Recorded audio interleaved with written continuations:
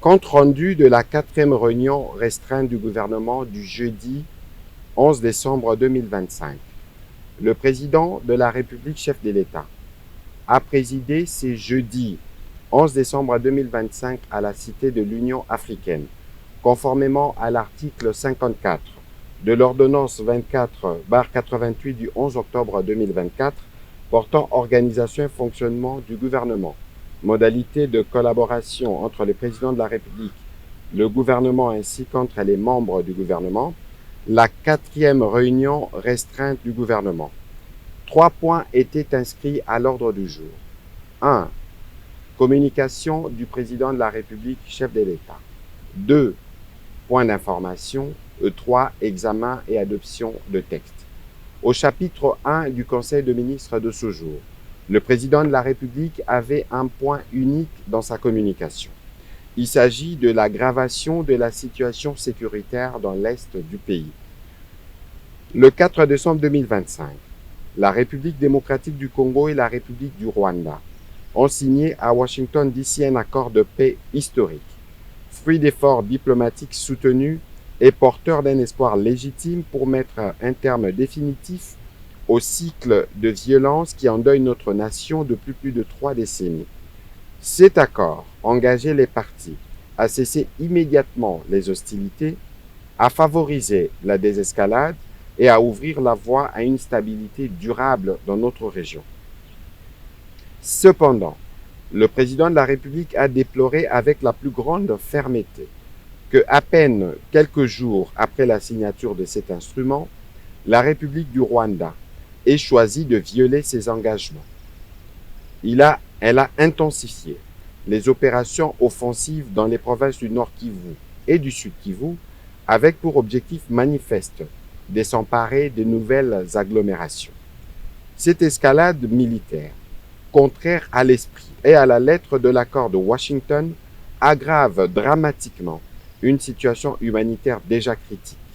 Pertes en vies humaines, déplacements massifs, destruction d'infrastructures, traumatisme collectif et précarisation accrue de populations déjà fragilisées. Face à cette nouvelle provocation, le président de la République en a appelé à la responsabilité et à la vigilance de toutes les institutions de la République. Il a invité le gouvernement, sous la coordination de Madame la Première ministre, à travers le vice-premier ministre, ministre de l'Intérieur, Sécurité et Décentralisation, ainsi que le vice-premier ministre, ministre de la Défense nationale et ancien combattant, à demeurer pleinement mobilisés. Il a également invité l'ensemble de nos forces de défense et de sécurité à maintenir le niveau d'alerte requis pour faire face à cette énième agression et protéger l'intégrité territoriale de notre pays.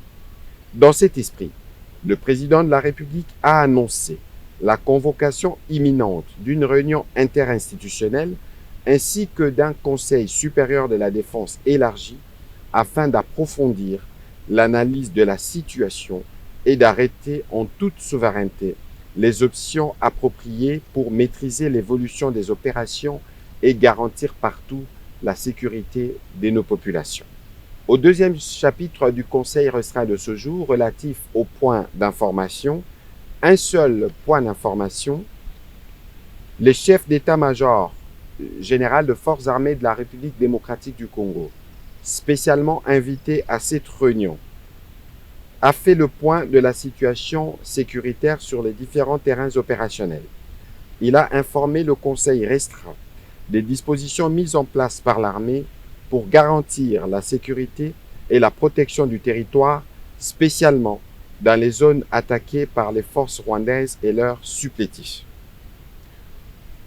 Au troisième chapitre du Conseil de ministres de ce jour, relatif à l'examen et à l'adoption d'un projet de texte, le ministre d'État, ministre de la Justice et garde des Sceaux a présenté au Conseil les projets de loi portant prorogation de l'état de siège à partir du 18 décembre 2025.